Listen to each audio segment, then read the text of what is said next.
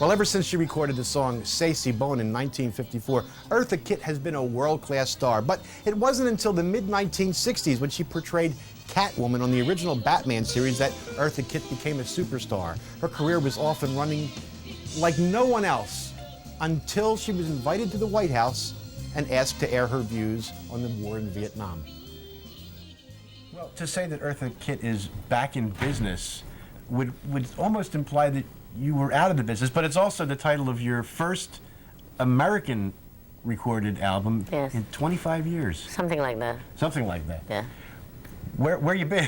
Where you been hiding? I've been here and there and everywhere.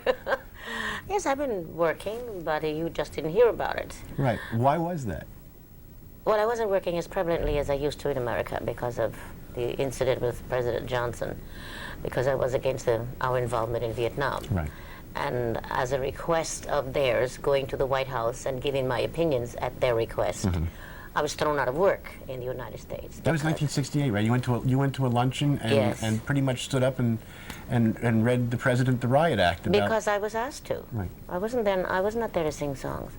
So on my dossier, my CIA dossier, that says... Oh, you have one? It says I'm a sadistic sex nymphomaniac, darling. I think I missed a page there somewhere, but anyway.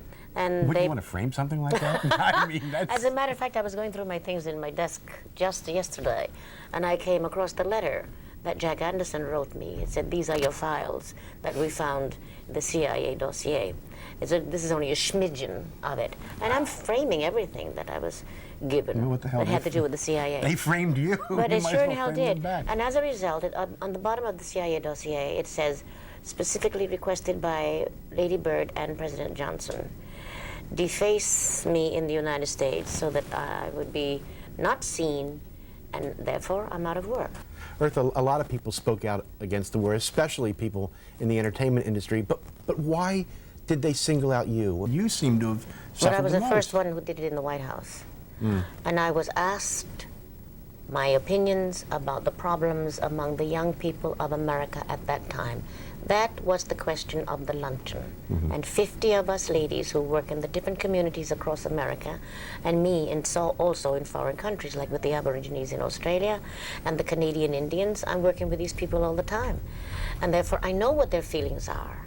And when they ask the question about what is the basic problem, and you tell them, you find they don't want to hear that. They want to hear, how are we doing? Am I getting a good credit for putting flowers along Route 66, you know?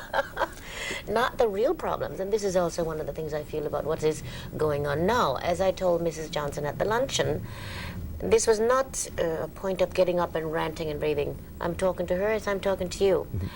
The point that we're going through now is that they do not realize how much anger there is among the American people, particularly not only the people of color. I was going to say particularly the people of color, because the people of color, like the Afro-American, we're all Afro-Americans no matter where we came from, but that particular group of the Afro-Americans feel they, above all the groups, have been deserted. Every time they raise their hands to have us come and get involved in 10,000 miles away war, it's like the mouse that roared. Did you ever see that film? Yes, I did. Start a problem with the United States, raise your finger and say, we are hungry, we are starving, and America will go in and knock the devil out of everything and then build you up again. Right. That's what we did with Japan, that's what we did with Germany, and they got rewarded and we got punished because we were the good guys. Fortunately, we haven't done it with Iraq yet, and I hope we don't. Let me ask you something. When did you realize that you had been blacklisted? I mean, it wasn't supposed to be a blacklist, but you were certainly on a list that didn't exist. When did you first realize that you had a problem after that incident in the White House? How long did it take for the repercussions to set in? 1974. I still didn't know what was happening, except I thought, what reason could there have been for me not being asked to return to the same venues that I had been working in, because I had never worked in a place that I can remember that did not have a return engagement.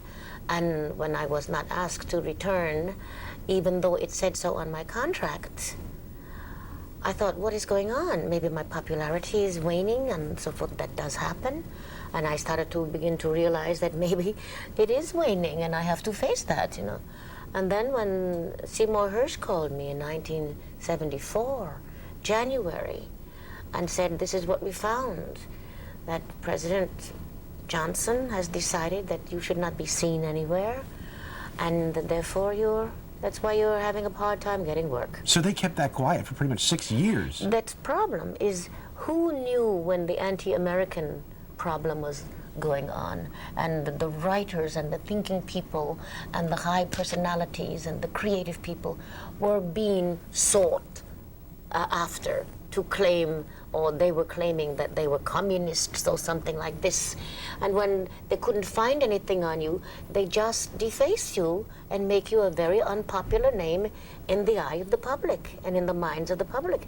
And nothing has changed that. They're still doing it. If they want to get rid of you, they'll find a way to get rid of you, and the best way to do it is to go interviewing the people whom you've worked with, just as they did with the Anti-American Committee. I was shocked when I came back to America in 1952 and saw this was going on. I said, my wonderful country, this kind of thing is happening to us. We fought a war against things like this with the Germans, and I was a child when this was happening, but that's not supposed to happen. We're not supposed to be afraid of our government. And so that was in 1950-something. And then this happened to me in 1970-something. I still can't believe it. And you never know if it is still going on, because my side of the story was never really told. What was I going to do? Apologize, which they wanted me to do. The news media wanted me to do that. And I said, I think they should apologize to the American people, because they know we should not be involved in that war. And now that McNamara, who was the Secretary of Defense at that time, has come out with his book to say, in essence, Eartha Kitt was right. Vindication. Vindication, but I lost all of those lucrative years. Look at how many years. What, almost 25 years.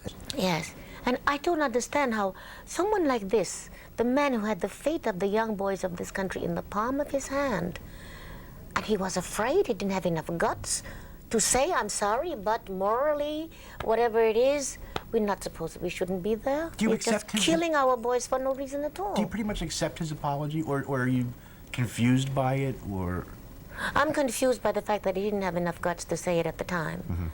Even if he had lost his job, which I lost my job, right. I still did it. I didn't know I was going to lose my Right. job, because I didn't think that this would come to Because you were us. told basically to come and speak what's on your mind. That's right. You didn't Exactly. expect to be punished. That's for, right. for You get speaking punished the for truth. telling the truth. Now, you mentioned that when you came back to this country. I want to be wicked. I want to tell a lie.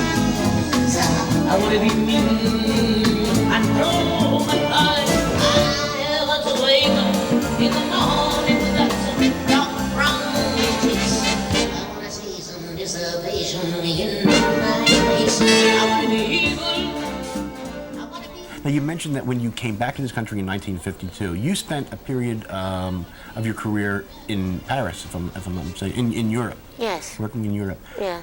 Why did you leave the United States to go work in Europe? Was there a calling from No, over? it was What just coincidental.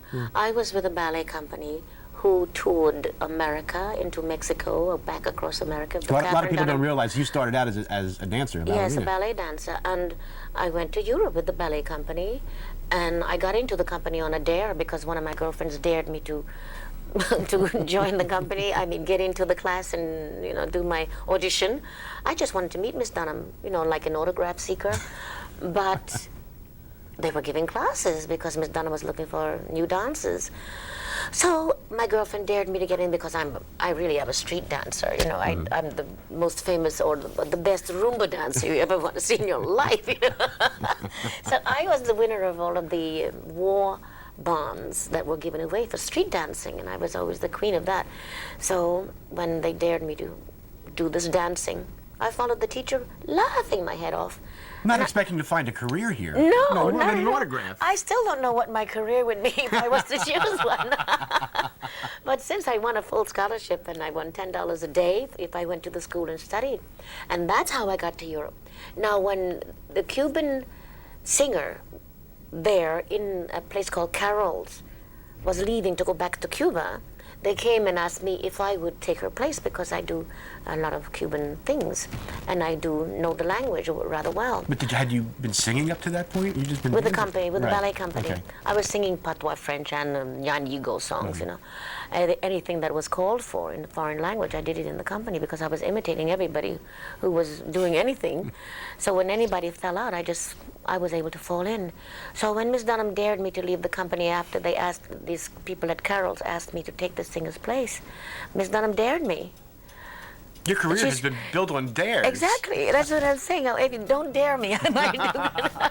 Maybe you should dare Be me. very careful. I'll wait until we're getting ready to wrap up. That'll Now, life has been absolutely marvelous on these dares, and therefore I'm very glad that I had the guts to take the chances. I didn't have a family to stop me, and I used my contracts and my offers to go around the world, mostly for educational purposes and earn a living at the same time. When you came back to this country in '52, you began making records, and one of them, C'est Si Bon, which became that's one of your signature songs. It is the signature song, I think. But I was rejected by the recording companies Why was that? because they said my voice was too weird. I think We're having competition here. Is God speaking to us or something? Somebody's out there on the stage. Yeah. Well, we'll just. Hey, 1, 2, oh, ah.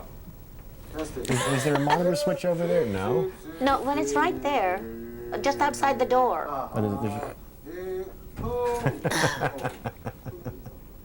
You may have to go out. Yeah, this is a good time, right? Be back right after we solve this problem. C'est Si Bon became your signature song, the Yeah. signature song. How did that song come to you, or you come to find that song?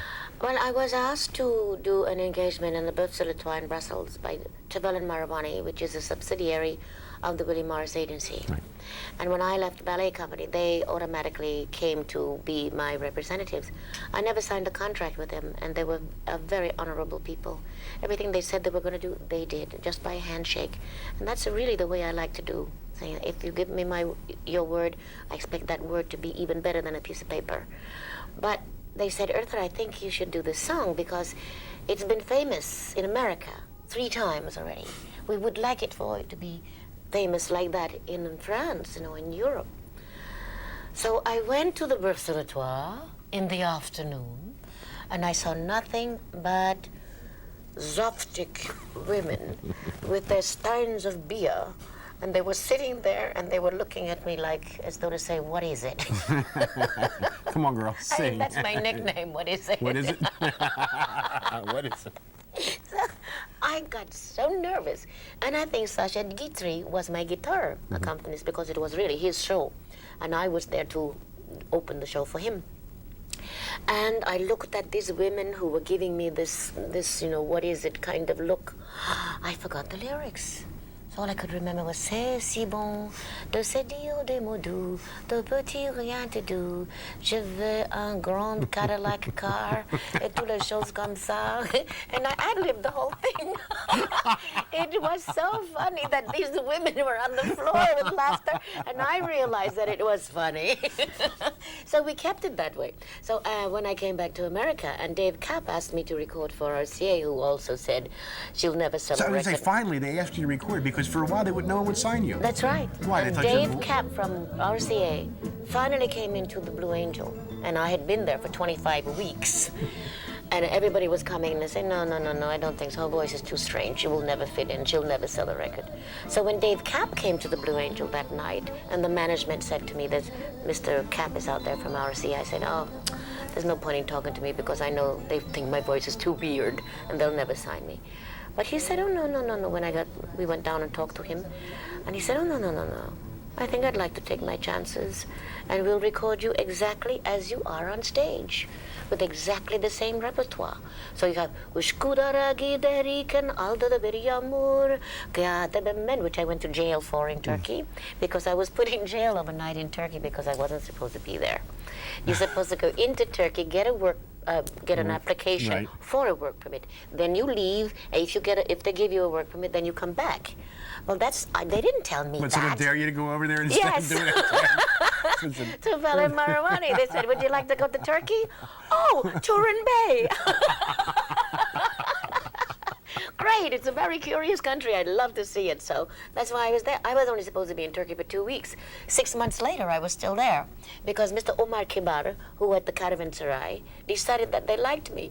So they wouldn't give me a piece of paper to leave. So here I was again, stuck in the country, and that's why I was in jail, because I was there illegally. But I was only overnight. And boy, did I learn some Turkish fast. Oh, I bet you did. I keep thinking of that movie, Midnight Express, and I just can't picture you in that situation. Oh, that is very exaggerated, though. I don't think that Turkey's like that, really. You know, plus, you could always sing your way out of prison or Yeah, something. I know. Besides, I didn't do anything really bad. Right. Besides, they thought I was the most beautiful creature in the world, and they wouldn't do me any harm. Which brings us into our next area. You developed a reputation in the 60s and 70s. I hate to use the expression "sex kitten," but that's what they called you. Was that something that you deliberately set out to create an image, or did that just kind of come naturally? No, A dare? it Was comes it a dare? naturally. That's right. Everything I've done has more or less been on a dare. Not that someone came to me and said, I dare you to do this, I dare you to do that. Someone would come and say, I don't think you can do that, or don't think you should do that. And that's when I will do it, because I will try it. And I don't know anything about being a sex symbol. All I know is that being, as what they call a very pretty cafe au lait complexion, that's what they call me in Paris, and in Spain they call me trigueña, which is the color of wheat. So all of these wonderful tone words were behind my name all the time, you know, and I liked it. I still like it. Got your work too. But yes, that's it for did, sure. and they liked my body, and they liked the way I looked, so therefore it made it very easy for me to get a job. It was only when I came back to America they said, what is it? What is it? And a nickname was born. Right. Now, in I guess it was 1965, you originated the role of Catwoman on Batman. I mean, you have had an amazing acting career, everything from very serious dramatic roles to Catwoman on Batman. Looking back, do you think that helped introduce you to a whole different audience? Yes, and I'm very appreciative of that. Because I think that's one of the best things I've ever done, if not the best thing Really? I've ever done, because I didn't have to think about the character. I was the character, and I am like a Catwoman. It wasn't a stretch then. No, it was not a stretch. So it was all there, and according to the writer, what is his name? I don't know if he was really teasing me or not, or trying to make me feel good, but he said he actually wrote that part for me. But I was not in America, and I was having the problem with the government anyway at the time. But when they did ask me to do it, and it turned out the way it did, it was marvelous, because when I walked on the set in that cat costume, the stagehands and the camera guys and all of the guys who work behind the scenes, you know, they'd stop. And they say, now there goes a body. What is And it? that encouraged me more, you know, to be a little bit more naughty than I was before. Kind of brought you out a little bit more. Yes, it made me feel the twang that obviously I had going for me all the time. Have you seen any of the Batman movies that they've done over the past? Terrible. Yeah. Okay. They're terrible. But they make money, so. Would you have liked to have been asked to make that kind of money, sure. Okay. Why not? Who wouldn't? Right, who Yes. wouldn't? Yes, but I still think that what's coming out of Hollywood now, in general, there are some good things that are coming out of Hollywood, but in general, if they are not making those kind of, what do you call that, if you're not making the money, Hundreds of millions of dollars. right? yes, then they are not going to go for the things like Terms of Endearment and Driving Miss Daisy, which are absolutely marvelous films. Which are few and far between, too. Yes, and I think Hollywood is, and television in general, most of it is sort of catering to the lowest common denominator of thinkers. And as long as we buy it, of course they're going to keep making it. Yeah. So we cannot blame anyone but ourselves as a public if we constantly pay for the stuff that is being shown to us in our homes as well as coming out of Hollywood. All right, briefly, in the last couple of minutes, let's talk about your new album called I'm Still Here. I'm Still Here. Wow, yes, I'm still here. Oh, you still got I'm that still breath. here, I'm still here. What's on the? I say album disc. Yeah. What's on this disc? That's new. I can't give any. No, that's not on there. There are lots of things that I would love to have put on it, but I didn't. That's why they're asking me now to do another one. But Brother, Can You Spare a Dime, which I think is a great song by Jim Hubbard, because a great song. it's a timeless thing. And no matter how progressive this country has become and how rich, supposedly, we're cheating ourselves because we're giving everything to foreign countries rather than helping the American people solve our problems. The song still stands today. Brother, can you spare a dime? I fought the war, I did this what my government asked me to do, and I come home and I'm still begging for a piece. Why am I standing in line begging for a piece of bread? That's why I put that song in the album, because it stands today for what it stood for during the times of depression. Eartha Kitt, you're a fascinating person to talk to. Thank you. I want to wish you continued success with the album, and I dare you to kiss me goodbye. Wow. Okay.